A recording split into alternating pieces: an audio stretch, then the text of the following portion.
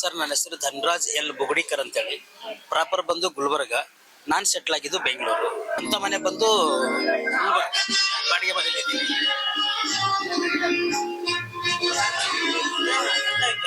ಅವ್ರದ್ದು ಸೀನ್ ಬಂತು, ಅರ್ಜೆಂಟ್ ಅಲ್ಲಿ ಹೋದ್ರು ಅವರು ಮಾತಾಡ್ತಾರೆ. ಸೊ ನಿಮ್ಮ ಹೆಸರು? ನನ್ನ ಹೆಸರು ಧನರಾಜ್ ಎಲ್ ಬುಗುಡಿಕರ್ ಅಂತೇಳಿ. ನನ್ನ ಪ್ರಾಪರ್ ಬಂದು ಗುಲ್ಬರ್ಗ ಜಿಲ್ಲೆ, ತಾಲೂಕಾ ಚಿಂಚೋಳಿ, ಸುಲೆಪೇಟ್ ಅಂತ ಒಂದು ಗ್ರಾಮ. ನಾನು ಬೆಂಗಳೂರಲ್ಲಿ ಸೆಟ್ಲ್ ಆಗಿದ್ದೀನಿ. ಸುಮಾರು 1995ರಲ್ಲಿ ನಾನು ಬೆಂಗಳೂರು ಎಂಟ್ರಿ ಕೊಟ್ಟೆ. ಅಲ್ಲಿಂದ ನಾನು ಬೆಂಗಳೂರಲ್ಲಿ ಸೆಟ್ಲ್ ಆಗಿದ್ದೀನಿ. ಫ್ಯಾಮಿಲಿಯಲ್ಲಿ ಬೆಂಗಳೂರಲ್ಲಿ ಇದೆ. ವೃತ್ತಿ ರಂಗಭೂಮಿ ಕಲಾವಿದ್ರ? ಆಕ್ಚುಲಿ ಬಂದು ನಾನು ಹವ್ಯಾಸಿ ರಂಗಭೂಮಿ ಕಲಾವಿದ. ನಾನು ಬಣ್ಣ ಹಚ್ಚಿದ ಹವ್ಯಾಸಿ ಮಾಡ್ಕೊಂಡು ಹಾಗೆ ಮತ್ತೆ ಈಗ ವೃತ್ತಿಯಲ್ಲಿ ಏನಪ್ಪಾ ಅಂದ್ರೆ ಜೀವನ ಮಾಡ್ತಾ ಇದ್ದೀನಿ. ಬೇರೆ ಏನ್ ಮಾಡ್ತೀರಾ ಸರ್? ಇದು ಬಿಟ್ಟರೆ ಬೇರೆ ಉದ್ಯೋಗ ಅಲ್ಲ ನನಗೆ. ಹವ್ಯಾಸಿಯಲ್ಲೂ ಇದೇ ಉದ್ಯೋಗ ಇತ್ತು ನನಗೆ. ಈಗ ವೃತ್ತಿಯಲ್ಲೂ ಇದೇ ಉದ್ಯೋಗ. ಕಂಟಿನ್ಯೂ ಇದನ್ನೇ ಮಾಡ್ತಾ ಇದ್ದೀರಾ ಈಗ? ಹೌದೌದು, ಕಂಟಿನ್ಯೂ. ಇದು ಬಿಟ್ಟರೆ ಬೇರೆ ಉದ್ಯೋಗನೇ ಇಲ್ಲ ನನಗೆ. ಇಲ್ಲಿ ಜೇವರ್ಗಿ ಕಂಪನಿಯಲ್ಲಿ ಯಾವಾಗಿಂದ? ನನಗೆ ಬಂದು ಒಂದು 6-7 ತಿಂಗಳೈತಿ ಈ ಕಂಪ್ನಿಗೆ ಬಂದು. ಬೇರೆ ಕಡೆ ಇದ್ರ ಮುಂಚೆ? ಬೇರೆ ಕಡೆ ಇದ್ದೆ. ಮೈಂದ್ರಿಗೆ ಕಂಪ್ನಿ ಅಂತ ಇತ್ತು, ಅಲ್ಲಿ ಸರ್ವಿಸ್ ಮಾಡಿದೆ. ಆಮೇಲೆ ತೆಗ್ಗಿಹಳ್ಳಿ ಕಂಪ್ನಿ ಅಂತ. ಅಂದ್ರೆ ಉತ್ತರ ಕರ್ನಾಟಕ ಸೈಡ್ ಅಥವಾ ಬೆಂಗಳೂರು ಕಡೆನೂ ಮಾಡ್ತೀನಿ? ಇಲ್ಲ, ಈ ವೃತ್ತಿ ರಂಗಭೂಮಿ ಕಂಪ್ನಿಗೆ ಬಂದು ಆಲ್ಮೋಸ್ಟ್ ನಾನು ಉತ್ತರ ಕರ್ನಾಟಕದಲ್ಲೇ ಮಾಡಿದ್ದೆ, ತಿರುಗಾಟ ಮಾಡಿದ್ದೀನಿ ಜಾಸ್ತಿ. ಅದಕ್ಕಿಂತ ಮುಂಚೆ ಹವ್ಯಾಸಿಯಲ್ಲಿ ಇದ್ದಾಗ ಎಂಟರ್ ಕರ್ನಾಟಕ ತಿರುಗಾಟ ಮಾಡಿದ್ದೀನಿ, ಬೆಂಗಳೂರಿಂದ ಹಿಡಿದು. ಈ ವೃತ್ತಿಗೆ ಬಂದಾದ್ಮೇಲೆ ಈ ಕಡೆ ಜಾಸ್ತಿ ಬಂದು ಉತ್ತರ ಕರ್ನಾಟಕದಲ್ಲಿ ಮಾತ್ರ. ವರ್ಷ ಕೆಲಸ ಇರುತ್ತಾ? ಹೌದೌದು, 365 ದಿವಸದಲ್ಲಿ ಕೆಲಸ ಇರುತ್ತೆ. ನಮಗೆ ಬೇಕಾದಾಗ ರಜೆ ತಗೊಂಡು ಹೋಗ್ಬೋದು. ಆತರ. ಆಮೇಲೆ ಕ್ಯಾಂಪ್ ಕ್ಲೋಸ್ ಇದ್ದಾಗ ನಮ್ಗೆ ರಜೆ ಕೊಡ್ತಾರೆ. ನಮ್ದೇನಾರ ಪರ್ಸನಲ್ ಇದ್ದಾಗ ರಜೆಗಳು ತಗೊಂಡು ಹೋಗ್ಬೋದು, ರಜೆ ಕೊಡ್ತಾರೆ ಅಂತ ತೊಂದರೆ ಇಲ್ಲ. ಕೋವಿಡ್ ಟೈಮ್ ಅಲ್ಲಿ ಅವಾಗ ಮಾಡ್ತಿದ್ರ? ಕೋವಿಡ್ ಟೈಮ್ ಅಲ್ಲಿ ಅವಾಗ ಅಂದ್ರೆ ಅದು ಲಾಕ್ ಡೌನ್ ಐತಲ್ಲ, ಅಲ್ಲ ಅವಾಗ ಇದ್ರ? ಅವಾಗ ರಂಗಭೂಮಿಯಲ್ಲಿ ಇದ್ದೆ ನಾನು. ಬಟ್ ಅವಾಗೆಲ್ಲ ಮನೇಲಿ ಇದ್ವಿ ನಾವು, ಕೆಲಸನೇ ಇರ್ಲಿಲ್ಲಲ್ಲ ಅವಾಗ. ಯಾರಿಗೂ ಕೆಲಸ, ನಮಗೆ ಅಂತಲ್ಲ ಯಾರಿಗೂ ಕೆಲಸ ಇರಲಿಲ್ಲ ಅವಾಗ. ಬಹಳ ದೊಡ್ಡ ಸಮಸ್ಯೆ ಆಗಿತ್ತು. ನಮಗ ದೊಡ್ಡ ಪ್ರಾಬ್ಲಮ್ ಐತೆ ಅವಾಗ. ಕೈಯಲ್ಲಿ ದುಡ್ಡು ಇಲ್ಲ, ಜೀವನ ನಡಿಬೇಕು, ಬಹಳ ಕಷ್ಟ. ಬಹಳ ಅಂದ್ರೆ ಬಹಳ ಕಷ್ಟ ಅನುಭವಿಸಿದೆ ನಾನು ಅವಾಗ. ಆಮೇಲೆ ಸಾಲ ಗೀಲ ಮಾಡಿಕೊಂಡು ಮತ್ತೆ ಕಂಪ್ನಿಗಳು ಸ್ಟಾರ್ಟ್ ಆದಾಗ ಬರ್ತದೆ. ನಾನು ಮತ್ತೆ ಕೆಲಸ ಮಾಡಿಕೊಂಡು ಅಲ್ಪ ಸ್ವಲ್ಪ ಸಾಲ ಮಾಡಿದ್ನೆಲ್ಲ ಅದನ್ನ ತೀರಿಸ್ಕೊಂಡು ಮತ್ತೆ ಹಾಗೆ ಜೀವನ ಮುಂದುವರ್ಸ್ಕೊಂಡು ಬಂದೆ. ಎಷ್ಟು ನಾಟಕ ಮಾಡಿದ್ದೀರಾ ಸರ್ ಇದುವರೆಗೂ? ಯಾವುದು ಟೋಟಲ್ ಎಷ್ಟು ಅಂತ? ನನಗೆ ಹವ್ಯಾಸಿ ಮತ್ತು ವೃತ್ತಿ ಸೇರಿ ಇಲ್ಲಿವರೆಗೂ ಒಂದು 150 ನಾಟಕ ಆಗಿರ್ಬಹುದು. ಅದೇ ರಿಪೀಟ್ ಆಗ್ತಾ ಇರುತ್ತೆ?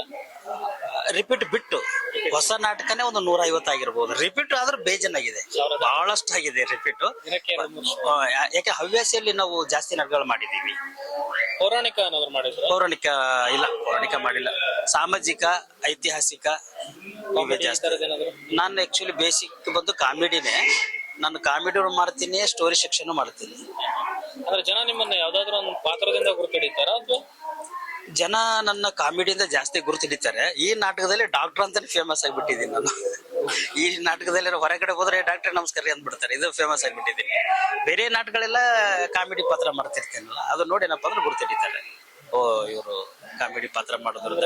ಸಿನಿಮಾದಲ್ಲೆಲ್ಲ ಅವಕಾಶ ಸಿಗುತ್ತೆ? ಸಿನಿಮಾದಲ್ಲಿ ಮಾಡಿದ್ದೆ. ರಣ ಅಂತ ಒಂದು ಸಿನಿಮಾ, ಎಸ್ ನಾರಾಯಣ ಅವ್ರ ಮಗಂದು ರಿಲೀಸ್ ಆಗಿದೆ. ಒಂದು ಚಿಕ್ಕ ಪಾತ್ರ ಮಾಡಿದೆ, ಸೆಕ್ಯೂರಿಟಿ ಗಾರ್ಡ್ ಪಾತ್ರ ಇರ್ತದ್ರೆ. ಕರೀತಾರೆ, ನಾನು ಹೋಗಲ್ಲ. ನಾನು ಒಂದು ಟೈಮ್ ಇರಲ್ಲ ಅಂತಲ್ಲ, ಯಾಕೋ ಆ ಕಡೆ ಒಲ್ಲೋ ಇಲ್ಲ ನನಗೆ. ಯಾಕೆಂದ್ರೆ ನಾನು ಆಲ್ಮೋಸ್ಟ್ ಒಂದು 25 ಸೀರಿಯಲ್ಗಳನ್ನ ನಾನು ಮಾಡಿದ್ದೀನಿ. ವಟಾರ, ಪರ್ವ, ಸಿಲಿಲಲ್ಲಿ, ಪಾಪ ಪಾಂಡು, ಬಣ್ಣ, ನಮ್ಮೂರ ಕತೆಗಾರ, ಮಹಾಚೈತ್ರ, ಗುರು ರಾಘವೇಂದ್ರ ವೈಭವ, ಕ್ಲಾಸ್ಮೇಟು, ಜಿ ಕನ್ನಡದಲ್ಲಿ ಬರುತ್ತಲ್ಲ ಅದ್ರಲ್ಲಿ ಕೆಲವು ಜಿ ಕನ್ನಡದಲ್ಲಿ, ಈ ಗಿಣಿರಾಮ, ಬಹಳಷ್ಟು ಸೀರಿಯಲ್ ಮಾಡಿದ್ದೀನಿ. ಬಟ್ ನನಗೆ ಯಾಕೋ ಸೀರಿಯಲ್ ಮೇಲೆ ಸ್ವಲ್ಪ ಒಲವು ಕಡಿಮೆ ಆಗೋಯ್ತು.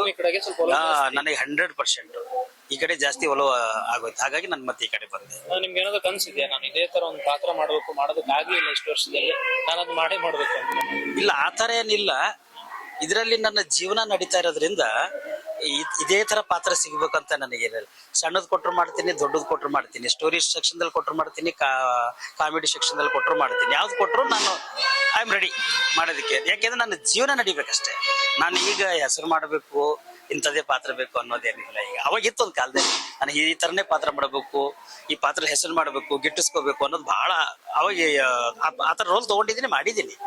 ನಿಮ್ಗೆ ಇನ್ಸ್ಪಿರೇಷನ್ ಅಂತ ಅಂದ್ರೆ ರಂಗಭೂಮಿ ಅಥವಾ ಸಿನಿಮಾ, ಇದ್ರಲ್ಲಿ ಯಾರಾದ್ರೂ ಕಲಾವಿದರನ್ನ ನೋಡಿ ಇನ್ಸ್ಪೈರ್ ಆಗಿರೋದ ಅಥವಾ ಫ್ಯಾಮಿಲಿ ಯಾರಾದ್ರೂ ಇದ್ರ ಮುಂಚೆ? ಅಲ್ಲ, ನಮ್ ತಂದೆಯವ್ರ ಪಾತ್ರ ಮಾಡ್ತಿದ್ರು. ಅವ್ರು ಪೌರಾಣಿಕ ನಾಟಕ ಮಾಡೋರು ಅವಾಗ ನಾವು ಚಿಕ್ಕ ಹುಡುಗರು ಇದ್ದಾಗ. ನಿಮ್ಗೆ ಇನ್ಸ್ಪಿರೇಷನ್ ಯಾರು ತಂದೆಯವ್ರ? ನಮ್ ತಂದೆಯರೇ. ಅವ್ರದ್ದು ನೋಡ್ತಿದ್ವಲ್ಲ, ನಾವು ಚಿಕ್ಕ ಹುಡುಗದಾಗ ನಾವು ಯಾಕೆ ಈ ತರ ಬಣ್ಣ ಹಚ್ಚಬಾರದು ಅಂತ ಒಂದು ಮೈಂಡಲ್ಲಿ ಇತ್ತು ನನಗೆ. ಆದ್ರೂ ಆಮೇಲೆ ನಾವು ಇನ್ನು ಎಜುಕೇಶನ್ ಕಡೆಗೆ ಹೋದ್ವಲ್ಲ, ಇದು ಮೈಂಡಿಂದ ತೆಗೆದ್ಬಿಟ್ಟಿದ್ವಿ. ನಾನು ಯಾವಾಗ ಬೆಂಗಳೂರು ಎಂಟ್ರಿ ಕೊಟ್ಟೆ, ಅಲ್ಲಿ ನಾನು ಕೆಲಸ ಮಾಡಕ್ ಶುರು ಮಾಡಿದ್ದೆ ಬೆಂಗಳೂರಲ್ಲಿ, ರವೀಂದ್ರ ಕಲಾಕ್ಷೇತ್ರ. ಬೆಂಗಳೂರಲ್ಲಿ ನಿಮಗೆ ಗೊತ್ತಿರಬಹುದು, ರವೀಂದ್ರ ಕಲಾಕ್ಷೇತ್ರ ಅಂತ ಜೆ.ಸಿ. ರೋಡ್ ಅಲ್ಲಿ ಕೆಲಸ ಮಾಡ್ತಿದ್ದೆ ನಾನು. ಅಲ್ಲಿ ಕೆಲಸಕ್ಕೆ ಸೇರ್ಕೊಂಡು ನಾನು ಹವ್ಯಾಸಿ ರಂಗಭೂಮಿಗೆ ಅಂದ್ರೆ ಏನೋ ಬಯಸದ ಬಂದ ಭಾಗ್ಯ ನನಗಿದು. ನನಗೆ ಅದು ಇರ್ಲಿಲ್ಲ ಮಂಡ್ಯಲ್ಲಿ. ಒಬ್ರು ಯಾರು Ninasam director doctor S. Subrahmanya ಅಂತೇಳಿ, ಅವ್ರು ನನ್ನ ಚಲನವಲನ ನೋಡಿ ಕರೆದು ನನ್ನ ನಾಟಕದಲ್ಲಿ ಒಂದು ಪಾತ್ರ ಮಾಡು ಅಂದ್ರು. ಇಲ್ಲ ಸರ್, ನಾನು ಕೆಲಸದಲ್ಲಿ ಇದ್ದೀನಿ, ಆಮೇಲೆ ತೊಂದರೆ ಆಗುತ್ತೆ, ಬೇಡಿ ಸರ್ ಅಂತ. ನನ್ಗೋಸ್ಕರ 3 ದಿವಸ ಕಾದಿದ್ರು ಅವರು. ಅಲ್ಲಿಂದ ಸರಿ ಇನ್ನೇನ್ ಮಾಡೋದು ಅಂತ ನಾನು ಪರ್ಮಿಷನ್ ತಗೊಂಡು ಆಫೀಸಲ್ಲಿ ಕೇಳ್ತಾ, ಸರಿ ಆಯ್ತು ಮಾಡಪ್ಪ ಅಂದ್ರು. ಅಲ್ಲಿಂದ ಬಣ್ಣ ಹಚ್ಚದೆ ಒಂದು ಶಿಶುನಾಳ ಶರೀಫರ್ ನಾಟಕದ್ದು. ಅವತ್ತು ಬಣ್ಣ ಹಚ್ಚದ ತಿರುಗಿ ನೋಡ್ಲೇ ಇಲ್ಲ ನಾನು. ಸರಸ್ವತಿ ಕೈ ಬಿಡ್ಲೇ ಇಲ್ಲ ನಿಮ್ಮನ್ನ? ಸರಸ್ವತಿ ಕೈ ಬಿಡ್ಲೇ. ಒಂದಾಗ ಡೈಲಿ 3-4 ನಾಟಕ ಪ್ರಾಕ್ಟೀಸು ಸ್ಟಾರ್ಟ್ ಆಗೋಯ್ತು. ಕೆಲಸನೂ ಬಿಟ್ಟೆ ನಾನು. ನಂದೇ ಆದಂತ ಸಂಸ್ಥೆ ಮಾಡ್ಕೊಂಡೆ, ಸ್ವಂತ ನಂದೇ ಸಂಸ್ಥೆ ಮಾಡ್ಕೊಂಡೆ, ರಂಗ ಬೊಗುಡಿ ದಂಗಳ ಅಂತ. ಈಗ ಇದೆಯಾ ಸರ್? ಇದೆ, ಬಟ್ ಈ ಸ್ವಲ್ಪ ಕಾರ್ಯಕ್ರಮ ಮಾಡ್ತಾ ಇಲ್ಲ, ನಿಲ್ಸ್ಬಿಟ್ಟಿದ್ದೀನಿ. ಈ ಕಡೆ ಬ್ಯುಸಿ ಆಗಿರೋದ್ರಿಂದ ಅಲ್ಲಿ ನಿಲ್ಸಿದ್ದಿಲ್ಲ. ಆದ್ರೆ ನಾನು ಬೀದಿ ನಾಟಕಗಳು, ಆಮೇಲೆ ಬೇರೆ ಬೇರೆ ನಾಟಕಗಳು, ಚಂದ್ರಶೇಖರ್ ಕಂಬಾರ್ ಅವರು, ಪ್ರೊಫೆಸರ್ ಜಿ ಹನ್ನೆರಡಮಠ ಅವರು, ಆಮೇಲೆ ಬಾಲ ಸುರೇಶ್ ಅವರು, ಟಿ.ಎಸ್. ಲೋಹಿತಾಶ್ ಅವರು, ಅವ್ರಿಗೆಲ್ಲ ಬಹಳ ಜನ ನಾಟಕ ಮಾಡಿದ್ದೀನಿ. ಆಮೇಲೆ ಎಂಟರ್ ಕರ್ನಾಟಕ ಬೀದಿ ನಾಟಕ ಚುನಾವಣೆ ಆಯೋಗದ ಮಾಡಿಸಿದ್ದೀನಿ. ಹೌದಾ? ಇಡೀ ಕರ್ನಾಟಕಕ್ಕೆ ಒಂದೇ ದಿವಸ ಲಾಂಚ್ ಮಾಡಿಸಿದ್ದೀನಿ, ಎಲ್ಲ ಡಿಸ್ಟಿಕ್ ಅಲ್ಲೂ. Very good sir. ಸರ್, ಮತ್ತೊಂದೇನಂದ್ರೆ ರಂಗಭೂಮಿ ಈಗೀಗ ನಶಿಸಿ ಹೋಗ್ತಾ ಇದೆ ಅಂತ ಕೆಲವರು ಹೇಳ್ತಾರೆ. ಮತ್ತೆ ಕೆಲವು ಕಡೆ ಏನಂದ್ರೆ ಮುಂಚೆ ಹೇಳ್ತಿದೆ ನೂರಾರು ಕಂಪ್ನಿ ಇತ್ತು, ಈಗ ಬೆರಳೆಣಿಕೆ ಎಷ್ಟು ಕಂಪ್ನಿ ಇದೆ ಅಂತ. ಆತರ ನಿಮ್ಗೇನಾದ್ರು? ಈಗ 100 ಕಂಪ್ನಿ ಅಂದ್ರೆ ಏನಾಗುತ್ತೆ ಅಂದ್ರೆ, ಪಾಪ ಕೆಲವರು ನಡೆಸ್ತಾರೆ, ಕೆಲವರು ನಡ್ಸಕ್ ಆಗಲ್ಲ. ಯಾಕಂದ್ರೆ ಈ ಮಳೆಗಾಲದಲ್ಲಿ ಅವ್ರಿಗೆ ಲಾಸ್ ಆಗುತ್ತೆ, ಖರ್ಚು ಜಾಸ್ತಿ ಬರುತ್ತೆ. ಹಾಗಾಗಿ ಏನಪ್ಪಾ ಅಂದ್ರೆ ಅವಾಗ ಅವರು ಕ್ಲೋಸ್ ಮಾಡ್ತಾರೆ, ಅದೇ ಕಮ್ಮಿ ಕ್ಲೋಸ್ ಮಾಡ್ತಾರೆ. ಕೆಲವ್ರು ಏನ್ ಮಾಡ್ತಾರೆ, ಸಾಲ ಆದ್ರೂ ಪರವಾಗಿಲ್ಲ, ಕಲಾವಿದರಿಗೆ ಏನಪ್ಪಾ ಅಂದ್ರೆ ಬಿಟ್ಕೊಡ್ಬಾರ್ದು ಅಂತ ಕೆಲಸ ಕೊಡ್ತಾರೆ. ಈಗ ಅಂದ್ರೆ ಹೊಸ ಯುವಕರು ಈಗ ರಂಗಭೂಮಿ ಕಡೆ ಒಲವು ತೋರಿಸ್ತಿದಾರ, ಅಥವಾ ರಂಗಭೂಮಿಯಲ್ಲಿ ಇವಾಗ ಯಾರಾದ್ರೂ ಇಂಟ್ರೆಸ್ಟ್ ಬಂದ್ರೆ ಒಂದು ಬದುಕನ್ನ ಕಟ್ಟಬಹುದಾ? ಸರ್, ಈಗ ರಂಗಭೂಮಿಗೆ ಬಂದ್ರೆ ಬದುಕು ಕಟ್ಟಬಹುದು 100ಕ್ಕೆ 100. ಉದಾಹರಣೆ ನನ್ನೇ ಹೇಳ್ತೀನಿ, ಯಾಕೆ ನಾನು ಇಲ್ಲಿ ಬದುಕು ಕಟ್ಕೊಂಡಿದ್ದೀನಿ. ನಾನು ಹೆಂಡತಿ ಮಕ್ಕಳನ್ನ ಸಾಕ್ತಾ ಇದ್ದೀನಿ, ಅವ್ರಿಗೆ ಮಕ್ಕಳನ್ನ ಓದಿಸ್ತಾ ಇದ್ದೀನಿ, ಬೆಂಗಳೂರಲ್ಲಿ ಮನೆ ಬಾಡಿಗೆ ಕಟ್ತಾ ಇದ್ದೀನಿ, ಜೀವನ ಮಾಡ್ತಾ ಇದ್ದೀನಿ. ಉದಾಹರಣೆ ನಾನೇ ಅದಕ್ಕೆ ಬದುಕು ಕಟ್ಕೋಬಹುದು. ಆದ್ರೆ ರಂಗಭೂಮಿಯನ್ನು ಬಹಳ ಪ್ರೀತಿಸಬೇಕು, ಭಯ ಭಕ್ತಿ ಶ್ರದ್ಧೆಯಿಂದ ಕೆಲಸ ಮಾಡಬೇಕು. ಒಂದು ಪಾತ್ರ ಕೊಟ್ಟರದ ಅಚ್ಚುಕಟ್ಟಾಗಿ ಮಾಡಬೇಕು. ಹಾಗಾಗಿ ಏನಪ್ಪಾ ಅಂದ್ರೆ ಬದುಕು ಕಟ್ಕೋಬಹುದು. ಕೆಲವ್ರು ಏನ್ ಮಾಡ್ತಾರೆ ಅಂದ್ರೆ, ಥಿಯೇಟ್ರಿಗೆ ಬರೋರು ಅವ್ರ ಮೈಂಡಲ್ಲಿ ಬೇರೆ ಇರುತ್ತೆ. ಏನಿರುತ್ತೆಪ್ಪ ಅಂದ್ರೆ, ನಾನು ಟಿವಿ ಸೀರಿಯಲ್ ಹೋಗ್ಬೇಕು, ಸಿನಿಮಾಕ್ಕೆ ಹೋಗ್ಬೇಕು ಅನ್ನೋ ಮೈಂಡಲ್ಲಿ ಇಟ್ಕೊಂಡ್ ಬಂದಿರ್ತಾರೆ. ಅವ್ರು ಇಲ್ಲಿ ನಿಂದ್ರಕ್ ಸಾಧ್ಯ ಇಲ್ಲ. ಅದು ತಾನಾಗೆ ಬರ್ಬೇಕು. ಅದು ನಾ ಹೇಳಿದ್ನಲ್ಲ, ನನಗೆ ಬಯಸದ ಬಂದ ಭಾಗ್ಯ ಅಂತ. ಹಾಗೆ ಅವರು ರಂಗಭೂಮಿಯಲ್ಲಿ ಅಚ್ಚುಕಟ್ಟಾಗಿ ಸೇವೆ ಮಾಡಿದ್ರೆ ಅವ್ರು ಕರೀತಾರೆ, ಅಲ್ಲಿ ಒಬ್ಬ ಕರಿಬೇಕು. ಇವ್ರು ಸ್ಟಾರ್ಟಿಂಗ್ ಈಗಿನ ಯುವಕರು ಏನ್ ಮಾಡ್ತಾರೆ ಅಂದ್ರೆ, ಮೈಂಡಲ್ಲಿ ಇಟ್ಕೊಳ್ಳೋದೇ ಟಿವಿ ಸೀರಿಯಲ್ ಸಿನಿಮಾ. ರಂಗಭೂಮಿಗೆ ಹೋದ್ರೆ ಅಲ್ಲಿಂದ ಸಿನಿಮಾಗೆ ಏನಾದ್ರು ಸಿಗುತ್ತೆ ಸರ್, ಬೇಸಿಕ್ ಇದು.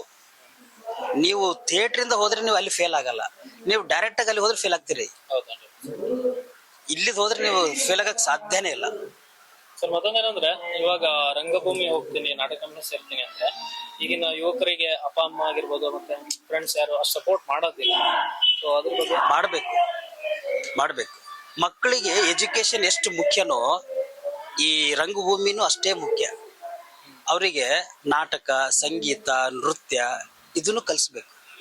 ಕೆಲವರು ಹೇಳೋದು ಕೇಳಿದ್ದೀನಿ. ಇಲ್ಲ, ಹೇಳಿದ್ದಾರೆ, ನಾನು ಕೇಳಿದ್ದೀನಿ. ಬಟ್ ಮಕ್ಕಳಿಗೆ ನೀವು ಎಜುಕೇಶನ್ ಕೊಡ್ತಿರಲಿಲ್ಲ. ಎಜುಕೇಶನ್ ಎಷ್ಟು ಮುಖ್ಯ, ಇದನ್ನು ಅಷ್ಟೇ ಮುಖ್ಯನೇ. ಇದನ್ನು ಅವ್ರಿಗೆ ಬಿಡ್ಬೇಕು ಫ್ರೀಯಾಗಿ. ಒಂದು ನಾಟಕ ಕಲಿ, ಒಂದು ಸಂಗೀತ ಕಲಿ, ಒಂದು ನೃತ್ಯ ಕಲಿ ಅಂತ ಇದಕ್ಕೂ ಬಿಡಬೇಕು. ಯಾಕೆಂದ್ರೆ ಅವ್ರನ್ನ ನಾವು ಕಟ್ಟಿ ಹಾಕ್ಬಾರ್ದು. ಅವ್ರ ಹತ್ರ ಏನೋ ಒಂದು ಕಲೆ ಇರುತ್ತೆ, ಅದು ಆಚೆ ಬರಬೇಕು. ಅದು ಅಲ್ಲೇ ನಾವು ಮುಚ್ಚಿ ಹಾಕ್ಬಾರ್ದು ಅವ್ರ ಕಲೆನ ಅನ್ನೋದೇ ನನ್ನ ಅಭಿಪ್ರಾಯ. ಎಲ್ಲಾರು ತಂದೆ ತಾಯಿ ಹೇಳ್ತೀವಿ, ದಯವಿಟ್ಟು ನಿಮ್ಮ ಮಕ್ಕಳಿಗೆ ಏನಪ್ಪಾ ಅಂದ್ರೆ ಅವ್ರಿಗೆ ಆಸಕ್ತಿ ಇದ್ರೆ ದಯವಿಟ್ಟು ಥಿಯೇಟರ್ ಕಳಿಸಿ, ಕಲೀಲಿ. ಅವರು ರಂಗಭೂಮಿಯಲ್ಲಿ ಬದುಕನ್ನು ಕಟ್ಟಬಹುದು. 100ಕ್ಕೆ 100 ಬದುಕು ಕಟ್ಟಬಹುದು. ಉದಾಹರಣೆ ನಾ ಹೇಳ್ದಲ್ಲ, ನಾನೇ ಉದಾಹರಣೆ. ರಂಗಭೂಮಿಯಲ್ಲಿ ಎಷ್ಟೋ ಜನ ಬದುಕನ್ನು ಕಟ್ಕೊಂಡಿದ್ದಾರೆ. ನಾ ಹೇಳ್ದಲ್ಲ, ಬಹಳ ಭಯ ಭಕ್ತಿ ಶ್ರದ್ಧೆಯಿಂದ ನಾವು ರಂಗಭೂಮಿ ಪೂಜೆ ಮಾಡಿದ್ರೆ ರಂಗಭೂಮಿ ತಾಯಿ ನಮ್ಗೆ ಯಾವತ್ತೂ ಕೈ ಬಿಡಲ್ಲ. ಧಾರಾಳವಾಗಿ ಬದುಕು ಕಟ್ಕೋಬಹುದು. ನಿಮ್ದು ರೆಸ್ಪಾನ್ಸ್ ಆಗಿದೆ ಸರ್, ನಿಮ್ಮ ಫ್ಯಾಮಿಲಿ ಆಗಿರ್ಬೋದು? ಬಹಳ ಚೆನ್ನಾಗಿದೆ ಸರ್, ಬಹಳ ಚೆನ್ನಾಗಿದೆ. ಮನೆಯಲ್ಲಿ ನನಗೆ ನನ್ನ ಹೆಂಡತಿ ಆಗ್ಲಿ, ನನ್ನ ತಮ್ಮದಿರಾಗ್ಲಿ, ಎಲ್ಲರೂ ನಮ್ಮ ಕುಟುಂಬನಪ್ಪ ನನಗೆ ಸಪೋರ್ಟ್ ಮಾಡ್ತಾರೆ. ಎಲ್ಲರೂ ಸಪೋರ್ಟ್ ಮಾಡ್ತಾರೆ. ಇಷ್ಟು ಮಾತ್ರ ಪಕ್ಕ 100ಕ್ಕೆ 100 ಹೇಳ್ಬಲ್ಲೆ ನಾನು. Thank you sir. Thank you sir. ಸುಮಾರು ವಿಷಯನ ತಿಳಿಸ್ಕೊಟ್ರಿ, ಗೊತ್ತಿರ್ಲಿಲ್ಲ. ಧನ್ಯವಾದಗಳು. ಅಂದ್ರೆ ರಂಗಭೂಮಿ ಅಂತ ಅಂದ್ರೆ ಸಪೋರ್ಟ್ ಮಾಡೋದಿಲ್ಲ ಅನ್ನೋದೊಂದೇ ಗೊತ್ತಿತ್ತು, ಆದ್ರೆ ಇದ್ರ ಒಳಗಡೆ ಬದುಕು ಹೆಂಗಿರುತ್ತೆ ಅಂತ ಗೊತ್ತಿರ್ಲಿಲ್ಲ. ಈಗ ನಿಮ್ಮ ಹತ್ರ ಕೇಳಿನೇ ತಿಳ್ಕೊಬೇಕು ಕಲಾವಿದ. ಸರ್, ನಾನು ನಿಮ್ಮನ್ನು ಪ್ರೀತಿಸಿದ್ರೆ ನೀವು ನನ್ನನ್ನು ಪ್ರೀತಿಸ್ತೀರಿ, ನಾನ್ ನಿಮಗ್ ಪ್ರೀತಿಸ್ಲಿಲ್ಲ ಅಂದ್ರೆ ನೀವು ನನ್ನನ್ನು ಪ್ರೀತಿಸಲ್ಲ. ನಾವು ಆದ್ರೆ ನಂದೇನಪ್ಪ ಅಂದ್ರೆ ರಂಗಭೂಮಿ ನನಗೇನು ಕೊಡುತ್ತೆ ಅನ್ನೋದು ಮುಖ್ಯ ಅಲ್ಲ, ರಂಗಭೂಮಿಗೆ ನಾನೇನು ಕೊಡ್ತೀನಿ ಅನ್ನೋದೇ ಮುಖ್ಯ. ಇದನ್ನ ತಲೆ ಇಟ್ಕೋಬೇಕು. ಕಲಾವಿದರನ್ನ ಪರಿಚಯ ಮಾಡಿಸೋ ಸಲುವಾಗಿ ಇದೊಂದು ಕೆಲಸ ಮಾಡ್ತೀವಿ. ಥ್ಯಾಂಕ್ ಯು, ಧನ್ಯವಾದಗಳು ಸರ್. Okay sir.